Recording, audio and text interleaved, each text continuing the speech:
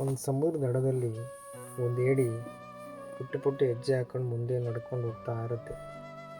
ಮುಂದೆ ಹೋದಾಗೆಲ್ಲ ಹಿಂದೆ ತಿರುಗಿ ತನ್ನ ಪುಟ್ಟ ಪುಟ್ಟ ಹೆಜ್ಜೆಗಳು ನೋಡಿ ಸಂತೋಷ ಪಡ್ತಿರುತ್ತೆ. ಅದೇ ಕ್ಷಣಕ್ಕೆ ಸಮುದ್ರದ ಅಲೆ ಬಂದು ಏಡಿಯ ಪುಟ್ಟ ಪುಟ್ಟ ಹೆಜ್ಜೆ ಗುರುತಿನ ಅಳಿಸಿ ಹೋಗ್ಬಿಡುತ್ತೆ.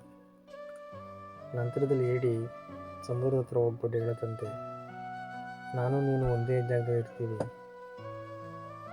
ನಿನ್ನನ್ನು ನನ್ನ ಬೆಸ್ಟ್ ಫ್ರೆಂಡ್ ಅಂತ ನಾನು ಅಂದ್ಕೊಂಡಿದ್ದೆ, ಆದರೆ ನೀನೇ ಈಗ ನನ್ನ ಹೆಜ್ಜೆ ಗುರುತ ಅಳಿಸಿ ನನ್ನ ಬೇಜಾರು ಮಾಡ್ದಲ್ಲ. ನೀನೇ ನನ್ನ ಸಂತೋಷನ ಅಕ್ಸೆಪ್ಟ್ ಮಾಡ್ದೇನೆ ನನಗೆ ಬೇಜಾರು ಮಾಡೋದಲ್ಲ ಅಂತ ಹೇಳುತ್ತಂತೆ. ಆವಾಗ ಸಮುದ್ರ ಹೇಳ್ತದಂತೆ, ಹಿಂದೆ ಮೀನುಗಾರರು ಬರ್ತಾವ್ರೆ. ಮೀನುಗಾರರು ಏಡಿ ಹೆಜ್ಜೆ ಗುರುತ ನೋಡಿ ಹಿಡಿತಾ ಇದ್ದಾರಂತೆ. ಅದರಿಂದ ನಿನಗೇನೂ ತೊಂದರೆ ಆಗಬಾರ್ದು, ನಿನಗೇನೂ ಸಮಸ್ಯೆ ಆಗಬಾರ್ದು ಅನ್ನೋ ಒಂದು ಉದ್ದೇಶದಿಂದ ಮಾತ್ರ ನಿನ್ನ ಹೆಜ್ಜೆ ಗುರುತು ಅಳಿಸ್ಬಿಟ್ಟೆ ಗೆಳೆಯ ಅಂತ ಹೇಳುತ್ತಂತೆ. ಅದೇ ರೀತಿ ನಮ್ಮ ಜೀವನದಲ್ಲೂ ನಮ್ಮ ಬೆಸ್ಟ್ ಫ್ರೆಂಡು ಯಾವುದೇ ನಿರ್ಧಾರ ತಗೊಂಡ್ರು ಅದರಿಂದ ನಮಗೆ ಒಳ್ಳೆಯದೇ ಆಗುತ್ತೆ ಹೊರತು ಕೆಟ್ಟದ್ದಾಗಲ್ಲ.